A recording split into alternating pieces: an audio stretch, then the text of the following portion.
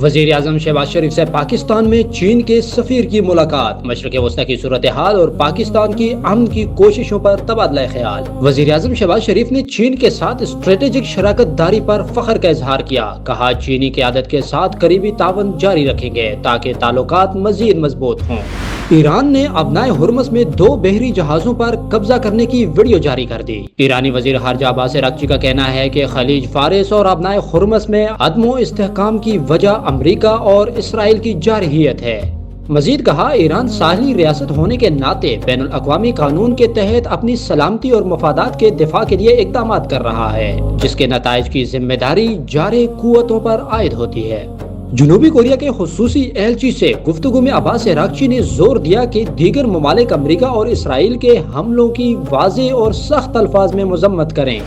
ترجمان white house کا کہنا ہے کہ صدر ٹرمپ نے ایران کے ساتھ جنگ بندی کے لیے کوئی ڈیڈ لائن نہیں دی، وقت کا تعین وہ خود کریں گے۔ مزید کہا کہ ایران کی جانب سے 2 جہازوں کو تحویل میں لینے کو صدر ٹرمپ جنگ بندی کی خلاف ورزی نہیں سمجھتے، چونکہ دونوں جہاز امریکہ یا اسرائیل کے نہیں بلکہ بین الاقوامی جہاز ہیں۔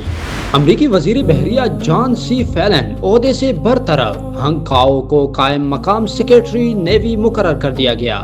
اقوام متحدہ میں ایرانی سفیر نے امریکی حملوں میں 5 ریاستوں کی سرزمین کے استعمال پر اقوام متحدہ سے باقاعدہ احتجاج ریکارڈ کروا دیا۔ ایرانی سفیر کا کہنا ہے کہ قطر، بحرین، UAE، سعودی عرب اور کویت اچھے ہمسائیگی کے اصولوں پر چلیں، اپنی سرزمین تیسرے ملک کے خلاف استعمال نہ ہونے دیں۔ امریکہ ایران مذاکرات میں غیر یقینی عالمی منڈی میں خام تیل کی قیمتوں میں اضافہ، برینڈ خام تیل کی قیمت $104 فی بیرل ہو گئی، جبکہ WTI بھی تقریباً $95 فی بیرل پر دیکھا گیا۔ ایشیائی اسٹاک مارکیٹ میں ملا جلا رجحان، پاکستان اسٹاک ایکسچینج 100 انڈیکس میں مندی۔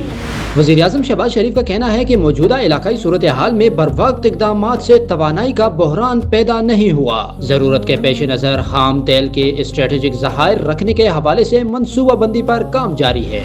ایرانی صدر مسعود پزشکیان کا امریکہ اور اسرائیلی حملوں کے دوران طبی عملے کی کوششوں کو خراج تحسین۔ ایرانی نرس ندا سلیمی کا خصوصی ذکر کیا، ہسپتال پر اسرائیلی حملے کی ویڈیو شیئر کرتے ہوئے لکھا، پیاری بیٹی ندا سلیمی سمیت ان تمام لوگوں کا شکریہ ادا کرتا ہوں جنہوں نے ثابت قدمی سے ایران کا ساتھ دیا۔